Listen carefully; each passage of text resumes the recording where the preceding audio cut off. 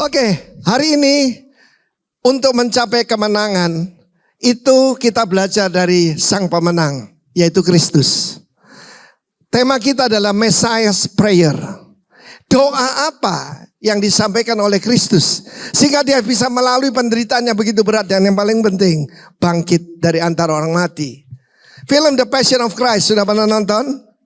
Sayang sekali yang bagian paling penting itu malah tidak ditunjukkan, yaitu kebangkitan Yesus Kristus. Tanpa kebangkitan buat apa seorang juru selamat yang mati? Tidak ada gunanya. Tetapi dengan kebangkitannya dia membuktikan dia benar-benar anak Allah. Dia benar-benar adalah sang kebenaran dan kebangkitan. Amin. Haleluya.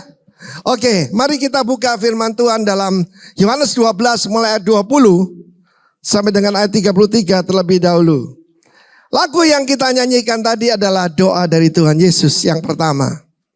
Mari kita lihat Yohanes pasal 20, Yohanes 12 mulai ayat yang ke-20.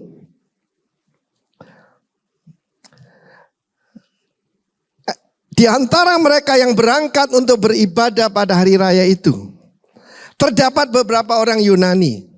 Ini mewakili semua agama di dunia. Amin.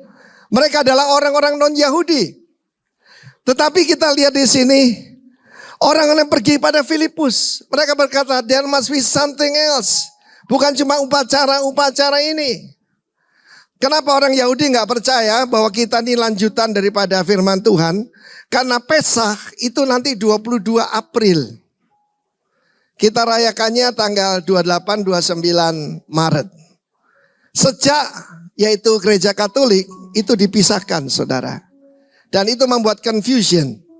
Tapi kita yang belajar firman Tuhan dengan kacamata kerajaan, kita mengerti bahwa hanya orang keselamatan dari bangsa apa? Bangsa Yahudi, bukan bangsa Itali, oke? Nah, saudara yang kasih, mereka pergi pada Filipus. Jangan lupa, murid-murid Yesus belum diselamatkan, belum penuh Roh Kudus. Jadi mereka mencari Yesus. Sesudah Yesus bangkit, sudah Roh Kudus dicurahkan, mereka dipanggil Kristianus. Mereka dipanggil Kristen. Artinya mereka melihat Kristus kecil pada mereka. Setiap bapak harus berkata, you want to see God, see me. As I follow Christ, follow me. Setiap pemimpin harus berani berkata demikian dengan anugerah Tuhan. Kamu mau lihat Allah yang hidup? Lihat kehidupan saya. Kapan itu ada seorang pengkhotbah terkenal dan dia khotbah begini. Kalau saudara tempelin pipi kiri, berikan pipi kanan. Tetapi tidak ada pipi ketiga. Ketika tempelin ketiga, maju dengkul kanan. Itu mungkin dia penggemar Muay Thai, saudaraku, MMA. Tapi bukan pengikut Kristus. Ini pendeta terkenal, saudara. Tidak ada pipi ketiga. Saudara, semua perintah Tuhan tanpa Roh Kudus tidak mungkin dilakukan. Saya ulangi sekali lagi. Semua perintah Tuhan tanpa kuasa Roh Kudus tidak mungkin dilakukan. It's just impossible. Mengampuni musuh, memberkati orang yang menganiaya kamu. Itu perlu kuasa Tuhan, perlu Kristus yang bangkit. Amin. Haleluya. Orang-orang pergi pada Filipus, sudah, Tuhan kami ingin bertemu Yesus. Orang-orang sekitar kita tanya, we want to see Jesus. We don't want to see you. Di mimbar di lembah pujian ada satu tulisan, kalau Anda pernah khotbah di situ. Ini para pengkhotbah yang pernah khotbah di sana. Sir, we wish to see Jesus. We don't want to see you. Sebab saudaraku, agama paling bisa membuat orang brengsek jadi lebih baik. Tetapi kuasa Injil Tuhan Yesus merubah orang mati jadi hidup. Saya ulangi sekali lagi. Agama paling merubah orang yang kurang baik jadi lebih baikan dikit. Amin. Tetapi saudaraku, kita bisa dilahirkan kembali. Ya, dilahirkan kembali itu bukan puncak. Itu baru awal, saudara. Ya. Setelah itu ayat 22 selanjutnya, ikuti saya. Ayo. Filipus pergi memberitahunya pada Andreas. Andreas Filipus menyampaikan pada Yesus. Keduanya bilang, itu orang-orang Yunani mau lihat Yesus. Dan keduanya belum dilahirkan kembali. Belum dibaptis Roh Kudus. Saudara, setelah dibaptis Roh Kudus tinggal di dalam kita. Perjanjian lama Roh Kudus datang dan pergi. Tapi dalam perjanjian baru, Roh Kudus tinggal dalam kita. Yesus menjawab mereka, telah tiba saatnya anak manusia apa? Dimuliakan. Kalau saudara pikir dimuliakan apa? Naik pangkat. Amin. Mengalami semua yang terbaik. Mendadak gajinya naik 3 kali lipat. Dapat menantu yang baik. Semua itu kita pikir tentang kemuliaan. Tapi jalannya aneh. Ayat selanjutnya. Ya, sesungguhnya jika biji gandum tidak jatuh ke dalam tanah dan yang keras. Yang keras. Dia tetap satu biji saja.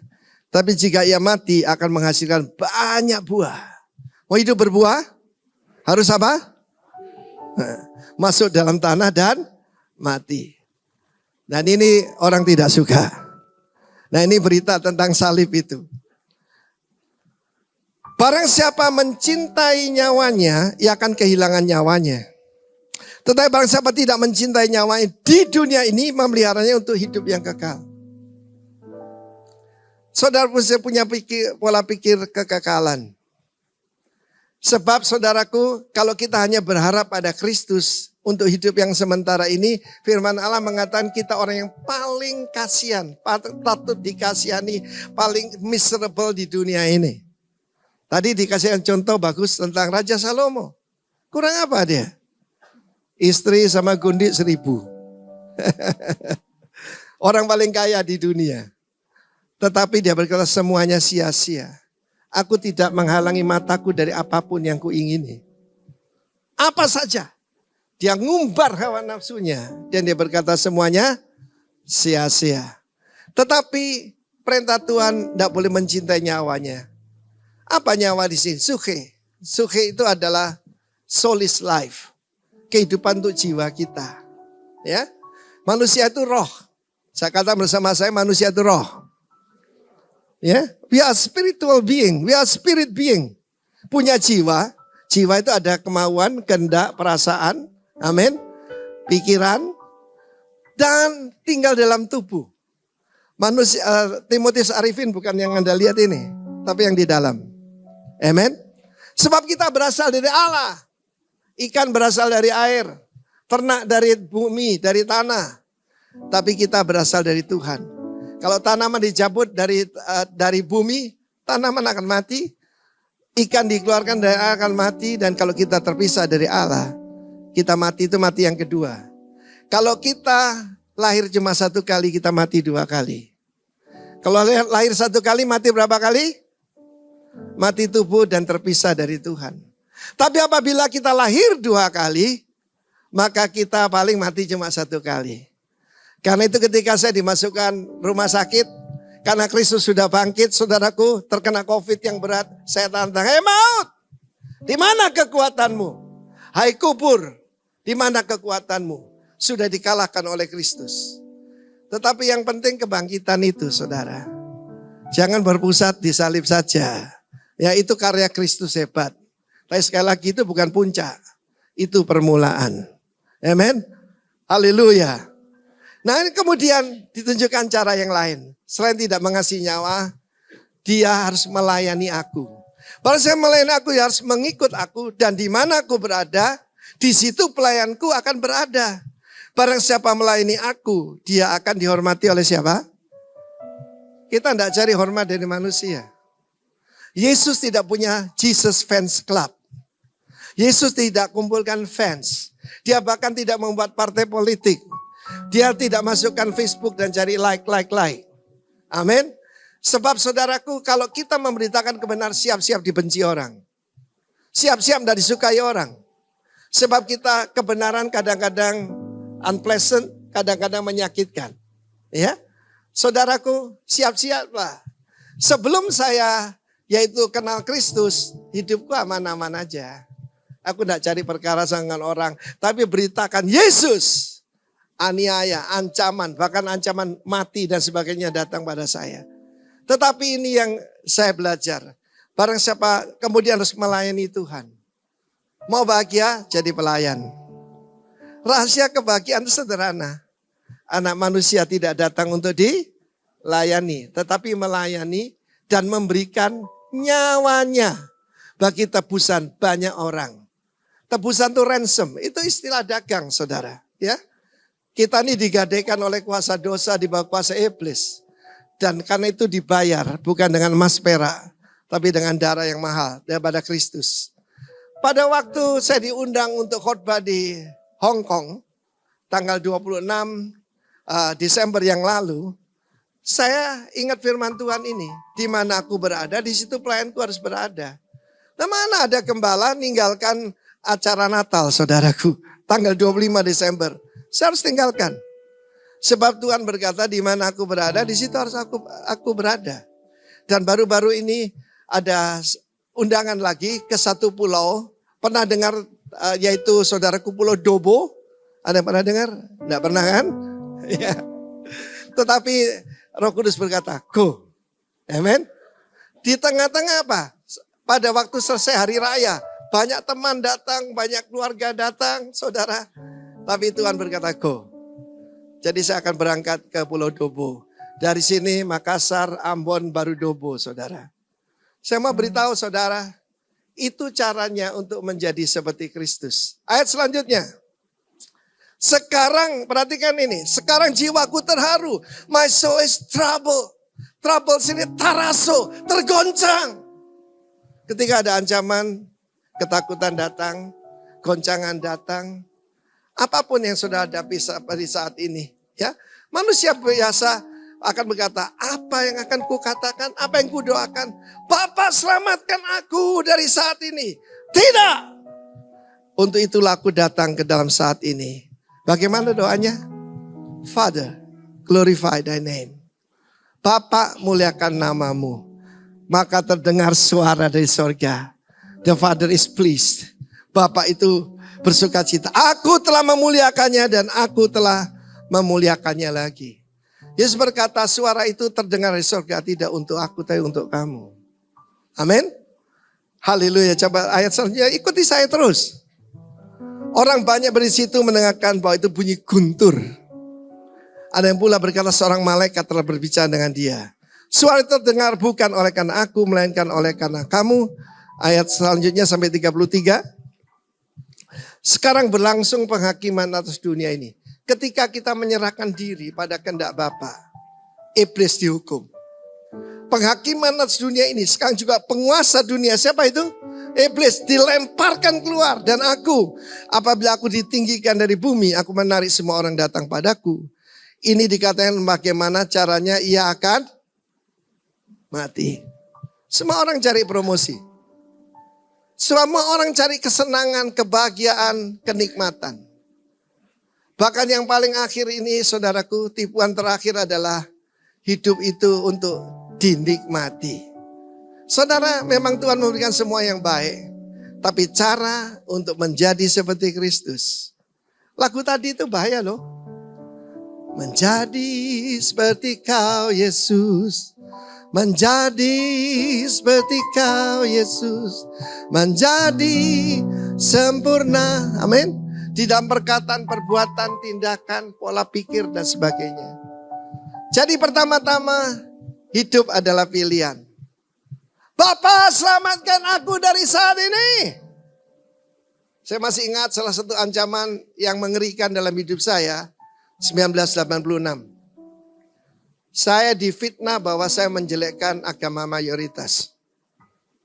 Saya dihadapkan dengan tuduhan subversif. Tetapi hari itu saya belajar ayat ini. Father, glorify thy name. Dan saya tahu Tuhan ahli menyelamatkan. Saya tidak berdoa, Tuhan gimana sih? Aku melayani engkau, aku difitnah nih. No? Saya tahu caranya. Harus melalui penderitaan. Amin. Sampai di sini dulu saya akan tunjukkan beberapa ayat. Pertama-tama Kejadian 1, 26-28 itu ayat pokok. Dari semua yang kita ajarkan. Kita harus tahu dari mana kita berasal. We must know our origin. Dan di sini dikatakan, marilah kita menjadikan manusia menurut rupa dan gambar kita. It's about being, not about doing. Setelah being baru doing. Setelah kita dilahirkan kembali, kita menerima penebusan, saudaraku. Selanjutnya apa? Selanjutnya diproses. Dunia hidup adalah pilihan. Bisa protes, bisa proses. Saudara pilih. Kenapa sih Tuhan? Kenapa? Protes anak-anak. Tidak mengerti tujuan hidup. For this purpose I was born. For this purpose I come to this world. Untuk tujuan ini aku datang ke dunia ini. Untuk saat ini kata Kristus. Sebab hari-hari itu mendekati saat penyalipan saudara.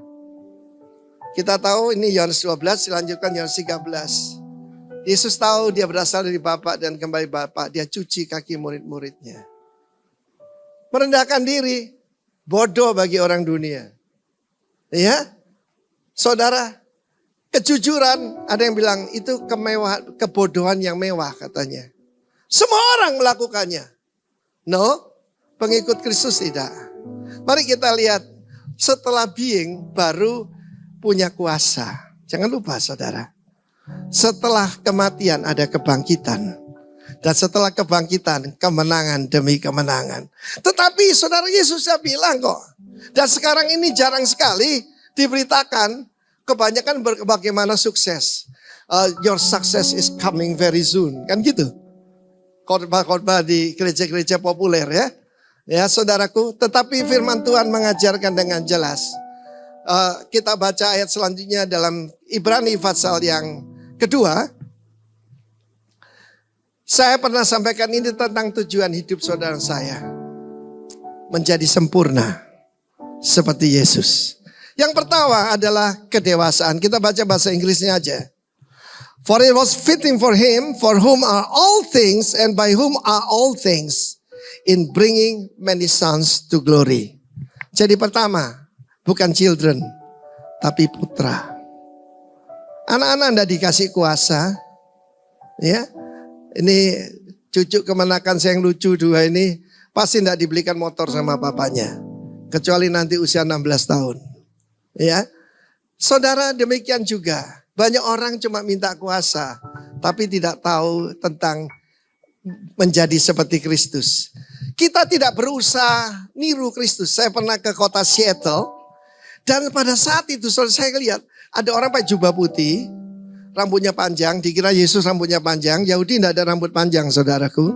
Kecuali Nasir. Lalu kemudian saudaraku, dia memberitakan Injil katanya. Saya lihat, oh apa seperti ini menjadi seperti Kristus. Tetapi saudaraku setelah kemuliaan, ya kedewasaan kemuliaan, to glory, make the captain of their salvation, Jesus, perfect through. Through apa? Melalui apa? Suffering. Ada seorang suami ngaku dosa. Saya dulu kan dipanggil Hitler sama istri saya. I gave my wife 3 rings. Engagement ring, wedding ring, and suffering katanya. Tidak ada, suami sini baik semua kan? Para suami di sini baik semua? Aminnya pelan-pelan. Saya mau tanya, ibu-ibu, para istri, apa suamimu oke? Aduh, selamat. Nggak tahu nanti urusannya di rumah, saudara. Ada seorang, saya baru dari Sabah, kota Kinabalu, dulu namanya Jesselton. Presiden daripada SIB, mendengar dulu saya dipanggil Hitler, dia bilang, Pastor, pulang saya akan tanya istri saya, apa dia ngalami suffering dari saya. Saya bilang, jangan tanya di depan umum, nanti kamu malu, saya bilang gitu. Tetapi saudaraku, perfect true suffering. Cari toko buku Kristen. Judul suffering. Tidak ada. Yang ada sukses. Power. Authority. Glory. Glory itu through suffering. Perfect through suffering. Ayat selanjutnya ayat 11. Ia yang menguduskan. Tujuan Tuhan kita nih holy nation. Dikuduskan. Dan mereka yang dikuduskan, mereka semua berasal dari satu. Katakan satu. Kalau di Bali bukan satu. Satu. 1, 2, 3. Satu. Itu salah satu tujuannya. Jadikan mereka satu. Nanti kita baca ya. Oke, satu ayat lagi. Selanjutnya, Ibrani pasal 5. Ayo sekarang baca, 1, 2, 3. Dalam hidupnya sebagai, stop. Dia bangkit sebagai manusia. Dia betul-betul jadi manusia, bukan Superman. Iya, saya kan bukan Yesus. Yesus jadi manusia. Dan disempurnakan melalui penderitaan. Yesus berkata, dalam dunia kamu akan mengalami aniaya. Amin. Dalam dunia kamu akan mengalami aniaya. Ketika kamu jadi orang percaya, kamu di satu yang masih muda, mungkin di kampus, mungkin di mana, di marketplace, kamu akan mengalami aniaya. Tapi kuatkan dirimu, rejoice, be cheerful, I've overcome the world. Aku telah mengalahkan dunia. Ia telah mempersembahkan doa dan permohonan dengan apa ini? Dulu saya heran. Ratap tangis dan keluhan kepada Dia yang sanggup menyelamatkannya dari maut. Jadi Yesus bisa takut kepada kematian. Bisa takut kepada salib. Dulu saya pikir, Yesus kan Superman. Oh tidak. Dia jadi manusia. Seperti Anda dan saya. Kalau ada orang bilang saya tidak pernah takut. Pertama dia bohong atau kedua dia gila. Orang gila kan tidak takut saudaraku. Ya, begitu ada bus, ini dadaku, mana dadamu. Ini wong gendeng saudaraku. Banyak di dunia ini ODGJ, apa itu? Orang dengan gangguan jiwa, oke? Dan karena kesalehannya ia telah didengar. Kesalahan ini the fear of God. Apa yang paling langka di dunia ini? Takut akan Tuhan. Sementara saya khotbah, saudara chatting, saudara tidak takut akan Tuhan. Tidak perlu hormat sama saya. Hormat pada Roh Kudus dan firman Allah. Dan sekalipun dia adalah putra, ia telah belajar menjadi taat dari apa yang telah dideritanya. Dan sesudah mencapai kesempurnaannya. Kapan itu? Doa yang terakhir. It is finished. Telah mencapai kesempurnaan.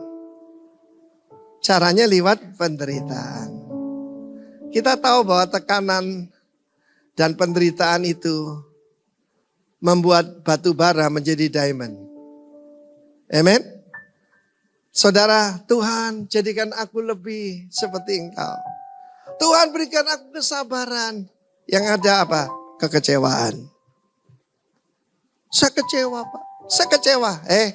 Protes atau proses?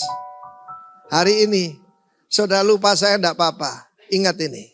Protes atau proses? Selamatkan aku dari saat ini. Atau Father, glorify thy name. Ya.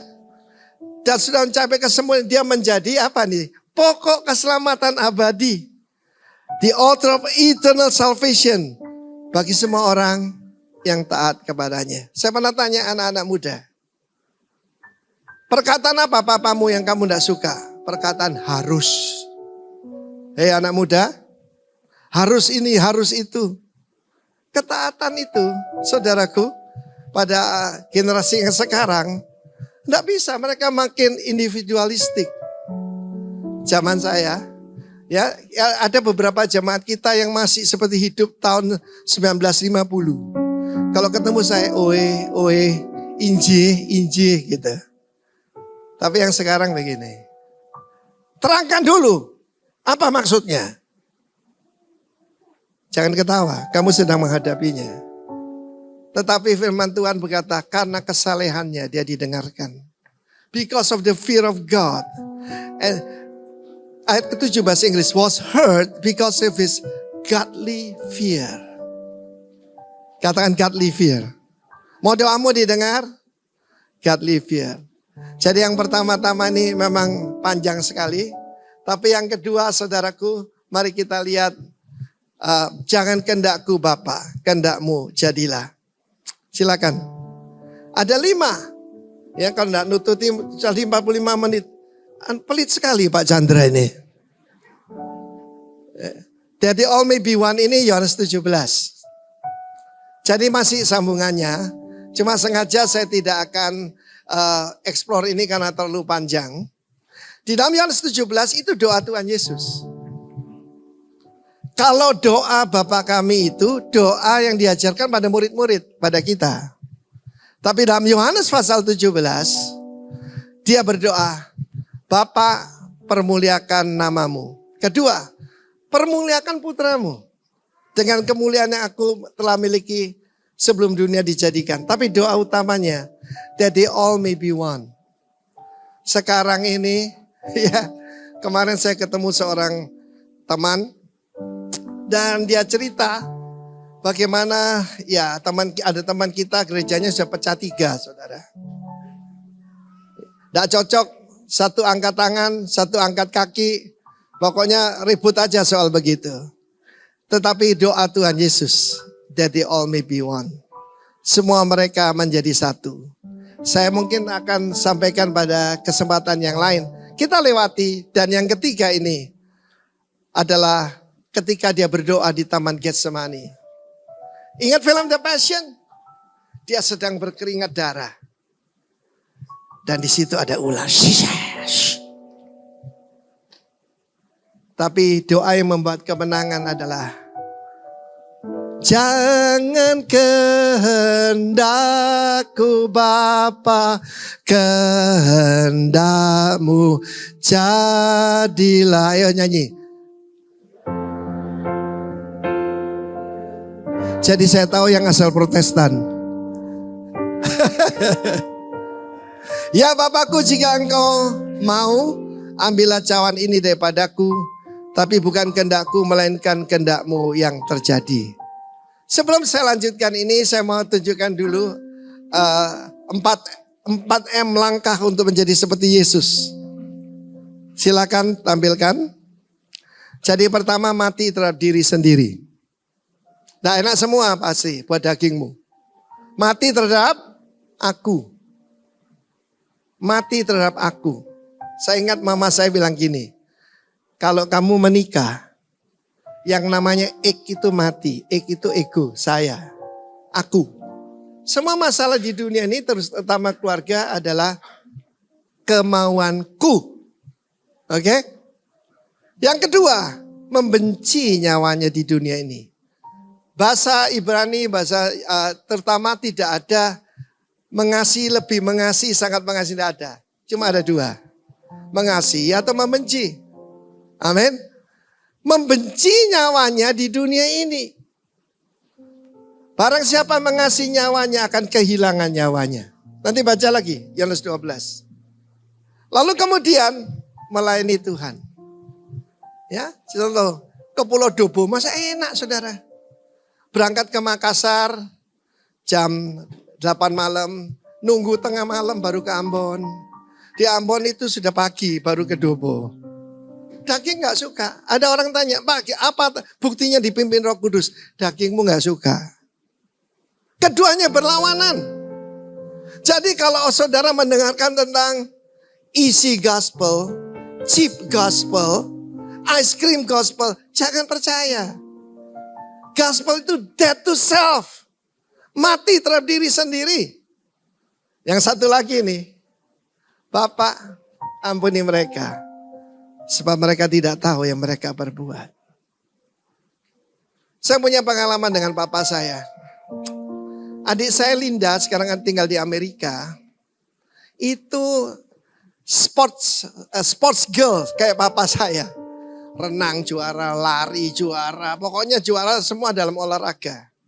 Dan dia masih kecil waktu itu usia 12 tahun. Lalu ada tetangga kita. Itu tahun 65 ya. Tahun 65 berarti dia baru 12 tahun. Ada tetangga kita anaknya tentara. Ya, ngomong kotor saudara. Dia ngomong-ngomong kotor gitu. Ya, adik saya bilang, mandek. Berhenti. Ngomong terus saudaraku. Tak hitung sampai 3. Masih ngomong kotor, pokoknya ngomong-ngomong gitu. Adik saya ambil bata. Rolu, swing, pull. Masuk rumah sakit. Tapi zaman itu tahun 65, 66 tahu sendiri saudara. Papa saya itu jagoan, saudara.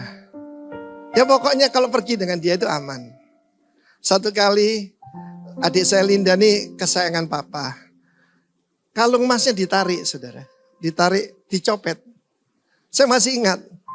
Copetnya itu tinggi besar, papa saya itu pendek mekar, saudara. Tapi jagoan.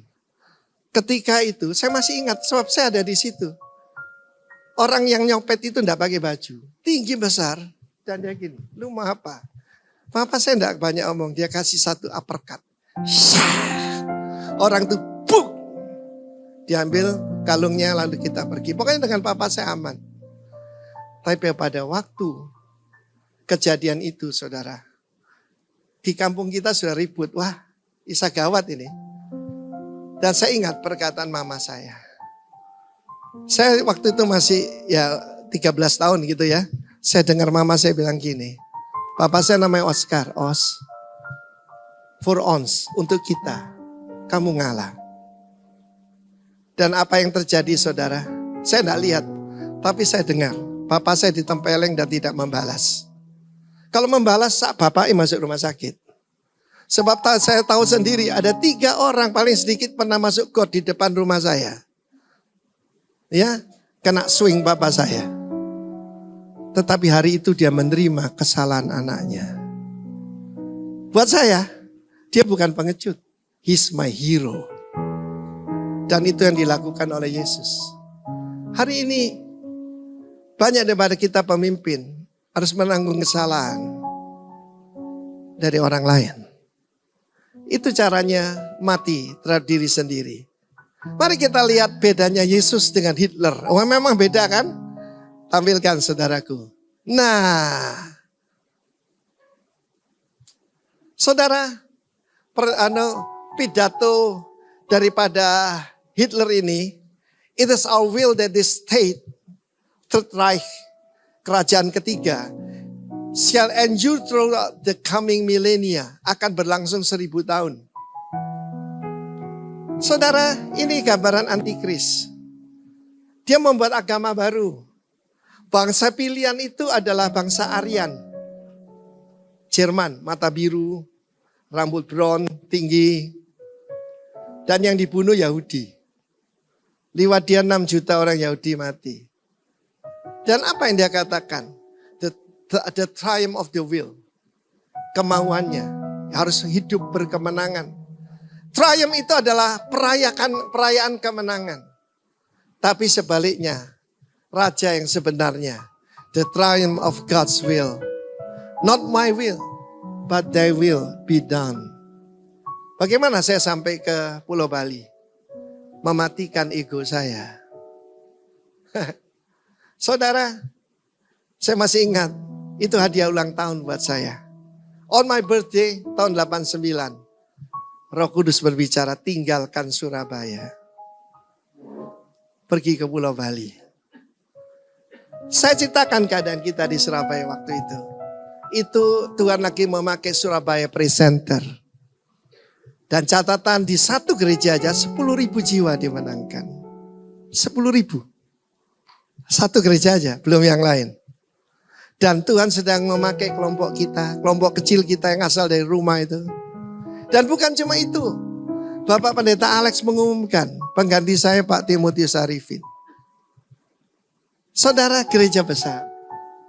Saya harus tinggalkan semua. Itu enggak seberapa, itu kan pelayanan. Nah ini adik-adik saya nih. Semua yang saya cintai ada di kota Surabaya. Kedua ibu saya ada di situ. Saudaraku, waktu papa mertua masih hidup. Saya mau beritahu saudara, daging ini enggak mau. Tapi saya berkata, jangan kehendakku Bapak, kehendakmu jadilah. Sampai di sini. Yang kita layani tidak lebih dari 20 orang. Dari puluhan ribu ke 20 orang. Dan saya harus ketok satu rumah ke rumah lain. Dihina banyak orang. Saudara, tetapi menjalankan kehendak Tuhan. Itu yang paling menyenangkan. Aku memuliakan engkau dengan menyelesaikan pekerjaanmu bagiku. Kata Kristus. Hari ini, saudara boleh pilih proses atau protes. Pilih mana? Proses beneran ya. Akan datang padamu. Haleluya. Amin. Untuk protes tidak perlu sekolah. Untuk ngomel tidak perlu jenius. Tetapi untuk berkata, jangan kehendakku Bapa. Kapan saya punya seorang teman, pengusaha besar. Dan kalau kasih persembahan lumayan. $1 juta gitu ya saudara. 15 miliar kalau kasih persembahan. Lalu pada waktu itu ada piano, lalu dia nyanyi. Apa lagunya? My Way. I did it my way. Oh saya lihat belum bertobat orang ini. Belum. So tahu siapa yang membangun bait Allah? Herodes saudara. Saudara mau hidup berkemenangan? Mau hidup berdampak? Jangan kehendakku Bapak, kehendakmu jadilah. Henry waktu saya diperintahkan Tuhan ke Ambon. Ibu Muni tanya, kamu kok ambisi sekali? Bukan ambisi, ini Tuhan yang suruh. Daging enggak mau, enggak enak ini. Karena itu saudaraku, mau hidup berkemenangan seperti Kristus itu caranya. Masih ingat 4M tadi, yang pertama apa? Mati terhadap. Yang kedua, tidak menyayangi, membenci nyawa atau tidak menyayangi nyawa sampai ke dalam maut ya. Lalu yang ketiga, melayani Tuhan. Yang keempat, menanggung kesalahan orang lain. Siap? Tidak gampang. Kok saya yang disalahkan? Apa-apa aku yang disalahkan? Biasa itu. Kita lihat kehidupan Yusuf. Kan begitu. Iya kan? Saudara-saudaranya yang korupsi, dia yang dijual. Lalu kemudian istri Potifar menggoda dia yang masuk penjara. Tetapi itulah jalan menuju kesempurnaan saudara. Oke, sekarang ada satu lagi yaitu Bapa ampuni mereka sebab mereka tidak tahu apa yang mereka perbuat. Film The Passion of Christ sekalipun ya itu sangat Katolik sentris lah gitu ya. Jadi penekanannya penderitaan Yesus. Saudara kalau pergi ke yaitu di Vatikan saudara ada Yesus mati di situ. Buatan Michelangelo loh. Dari batu pualam. Dan ada tulisan sana Pieta. Pieta itu apa? Piti. Kasihan deh. Saudara, jangan beritakan Yesus yang mati. Beritakan Yesus yang bangkit. Dan jangan lupa dia bangkit as a man. Kalau Yesus tidak bangkit, kita pun tidak akan bangkit. Itu bukti bahwa yang dia sampaikan benar. Kalau engkau tidak percaya kepadaku, paling sedikit engkau percaya pada pekerjaan-pekerjaan yang kulakukan. Dan yang paling hebat adalah bangkit dari antara orang mati. Kalau dia tidak bangkit, tidak akan ada naik ke surga dan tidak akan datang kembali. Kita akan tetap mati dalam kubur. Tapi daging kita ini harus masuk dalam tanah dan mati. Yesus berkata, ya Bapa ampuni mereka. Sebab mereka tidak tahu apa yang mereka perbuat. Saudara, salah satu membuat orang ODGJ itu apa? Luka hati yang dibiarkan. Infeksi saudara. Lalat-lalat akan datang. Kenapa? Lu punya luka hati. Ada seorang gadis, ya manis lah gadis tanya, Pak Pendeta, kenapa sih yang datang itu gak beres-beres? Suami orang lah. Oh ya, atau yang hampir laki-laki lah, dia bilang begitu. Kan banyak yang hampir laki-laki. Laki-laki berenangnya begini. Kalau hampir laki-laki berenangnya begini. Gak apa-apa. Ketika penuh Roh Kudus, engkau akan menjadi laki-laki sejati. Dulu saya punya seorang driver yang saudaraku LGBT. Ya, jadi kalau jalan agak melambai-lambai seperti nyur di pantai. Tapi ketika dia bertobat penuh Roh Kudus, anaknya 3 sekarang. Oke? Siapa bilang dari saya sembuhkan? Bisa. Amin. Jadi itu bukan pembawaan itu. Nah, saudaraku, mereka tidak tahu apa yang mereka perbuat. Ketika dia berdoa itu, perhatikan dia panggil Abba, Bapak. Maka penjahat di kiri kanannya kaget.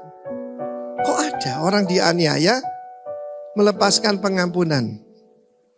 Baru-baru ini saya punya pengalaman indah.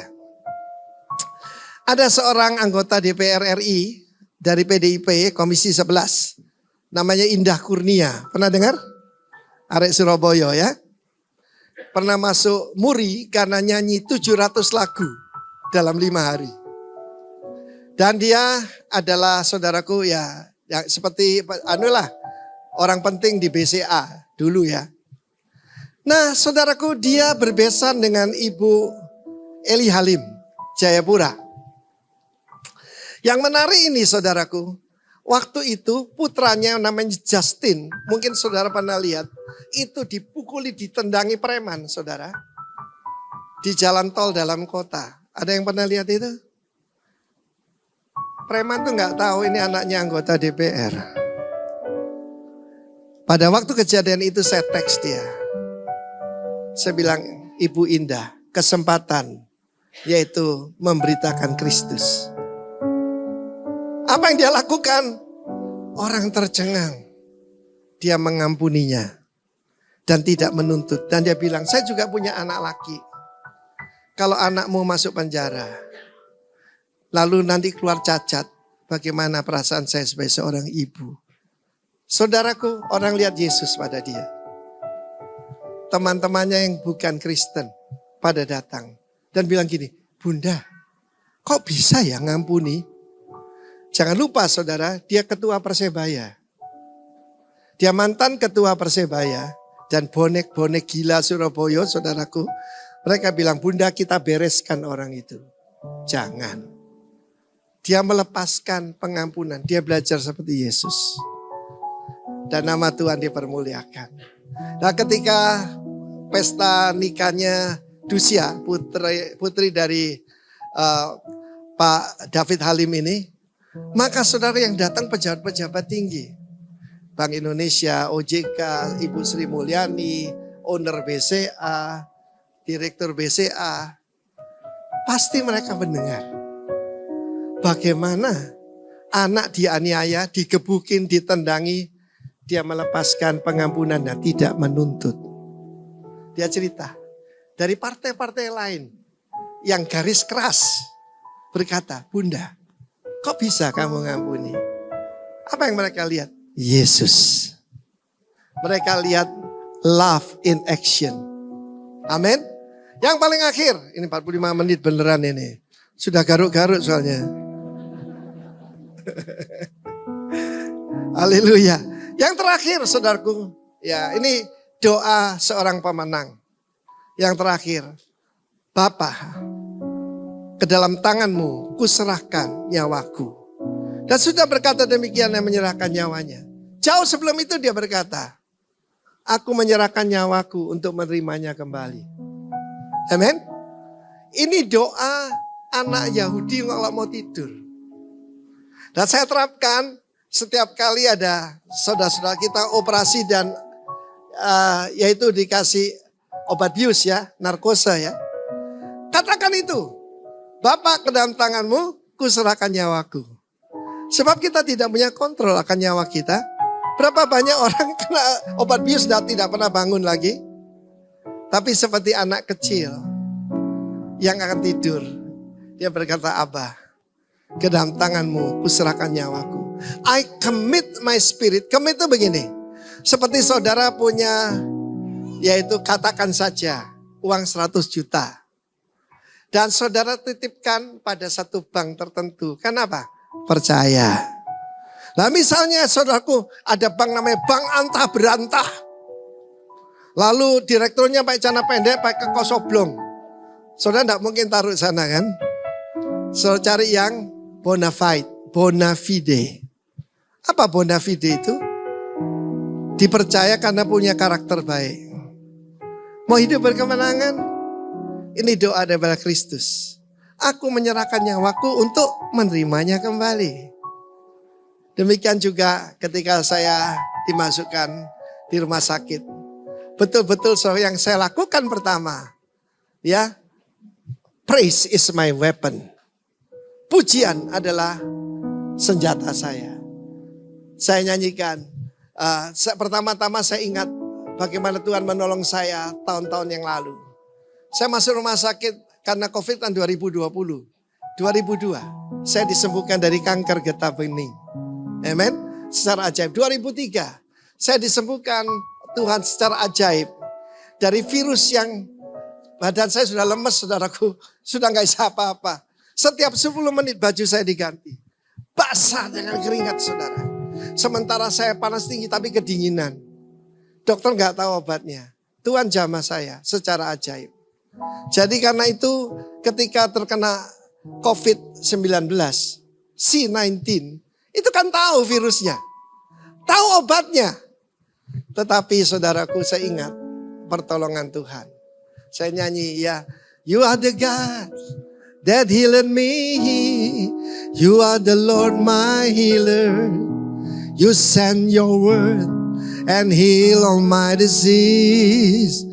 You are the Lord my healer. Amen. Bangkit berdiri semua.